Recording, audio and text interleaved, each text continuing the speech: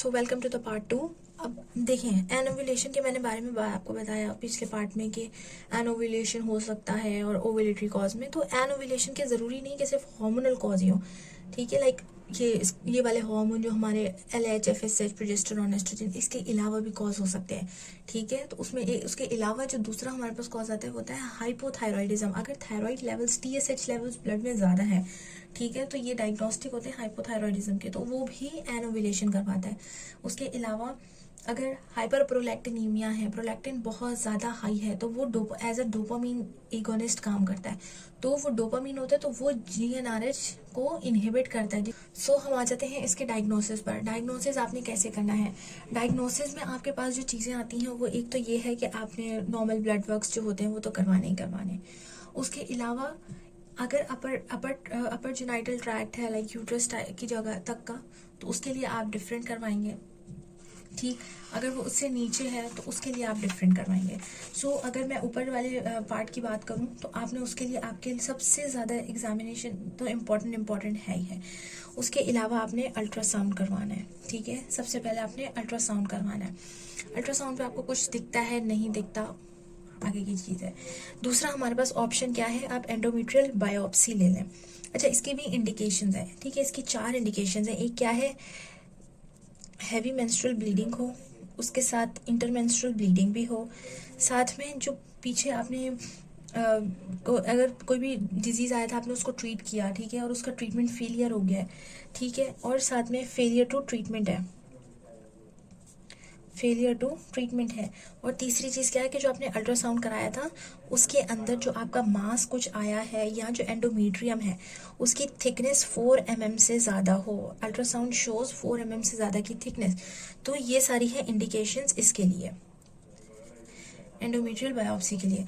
Then third जो आपके पास option है वो आपके पास है हिस्टेरोस्कोपी, ठीक है। हिस्टेरोस्कोपी जो होती है, it's fertility affecting diagnostic investigation.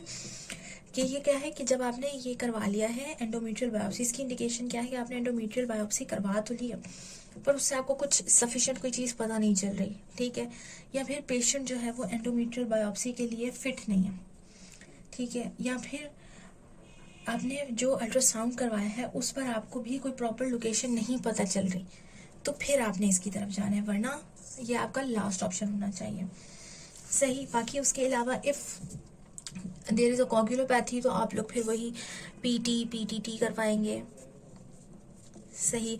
उसके अलावा CBC करवाएंगे, प्लेटलेट काउंट करवाएंगे, सही। थायराइड का है तो आपने थायराइड प्रोफाइल में TSH आपने करवा लेना है, ठीक है। If there is a defect like hyperprolactinaemia type का कोई सिम्टम आ रहा है आपको, तो आपने क्या, पेशेंट को आ रहा है तो आपने उसके जो है क्या नाम है, हेड स्कैन करवाना है, ठीक है। तो वो उसी से रिलेटेड जो प्रॉब्लम आएगा आपने उसी से रिलेटेड उसकी इन्वेस्टिगेशंस करवानी है, सही। उसके अलावा अब हमारे पास आ जाता है ट्रीटमेंट। सो ट्रीटमेंट ईजीएस्ट, देखो हमने क्या बोला कि भाई इसकी ब्लीडिंग ऐसी है जो रुक नहीं रही है या बहुत ही ज़्यादा अजीब सी है, तो उस कंडीशन में आप क्या करेंगे, प्रोजेस्टिन देंगे, ठीक है। आपने प्रोजेस्टेरॉन या प्रोजेस्टिन देना है, सही। इसमें क्या है कि इसके ऑप्शंस होते हैं आपके पास, प्रोजेस्टिन के 3। पर उससे पहले ये कि प्रोजेस्टिन के बारे में ये बात याद रख लें कि ये आपके ओव्यूलेशन नहीं करवाएगा, बल्कि जो एक्सेस आपका एस्ट्रोजन बन रहा है उसको अपोज करेगा, फिर उसका आप विड्रॉवल करा लेंगे इसका प्रोजेस्टिन का, तो विड्रॉवल की वजह से प्रोस्टाग्लैंडिन्स रिलीज होंगे और फिर वो प्रॉपर ब्लीडिंग हो जाएगी। पर इट डजंट मीन कि ये ओव्यूलेशन करवाएगा आपके, ठीक। तो इसमें जो होता है, इसके ट्रीटमेंट में हमारे पास मोस्ट कॉमन जो है वो क्या है, साइक्लिक, मेट्रॉक्सी, प्रोजेस्टेरॉन, एसिडेट, ठीक। ये एक ऐसी ड्रग है जो मोस्ट कॉमन यूज में है, ये सबसे ज़्यादा कॉमन यूज में ये वाली ड्रग है। उसके साथ इसके बारे में क्या है कि आपने ये कब देनी है, that is 7 to 10 days, like 7 to 10 days in the last days of 7 to 10 days जो कि लास्ट के डेज होंगे साइकिल के, ठीक है। लास्ट जो डेज है साइकिल के 7 to 10 उनमें उनके लिए देनी है आपने, ठीक। उसके अलावा दूसरा हमारे पास ऑप्शन क्या है कि आपने ओरल कॉन्ट्रासेप्टिव्स दे दिए, ठीक है, जिसमें क्या होता है, एस्ट्रोजन और प्रोजेस्टेरॉन दोनों का कॉम्बिनेशन में होता है, पर हमें काम सिर्फ प्रोजेस्टेरॉन से होता है, ठीक।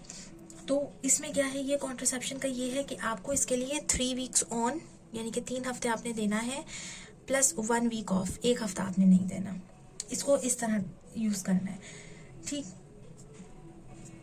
बाकी इसके अलावा जो आपका थर्ड है वो आपने इंट्रायूट्राइन डिवाइस ही दे दी जो डायरेक्टली एंडोमेट्रियम को प्रोजेस्टेरोन सप्लाई कर रही है, तो उसको हम क्या कहते हैं, उसको हम कहते हैं लेवोनॉरगेस्ट्रिल, लेवोनॉरगेस्ट्रिल इंट्रायूट्राइन डिवाइस, ठीक है, इंट्रायूट्राइन सिस्टम, इसको आपने देना है। तो ये क्या होता है, ये आपने ये इसको आप ना इंसर्ट कर देते हैं, तो ये सप्लाई करता है कंटिन्यूसली डेली फॉर 5 years जो है ना प्रोजेस्टेरोन की सप्लाई देता रहता है, ठीक है। तो ये सारी चीज़ें जो है एनोवुलेशन को ट्रीट नहीं करेंगी, ये सिर्फ ब्लीडिंग के मसले को ट्रीट करेंगी, सही। बाकी इसके अलावा आप लोग प्रोजेस्टेरोन का ऑप्शन अगर खत्म हो गया, आप लोग GnRH एनालॉग भी दे सकते हैं पेशेंट को क्योंकि उसकी कंप्लेन है, या फिर डायनाजोल भी दे सकते हैं, सही।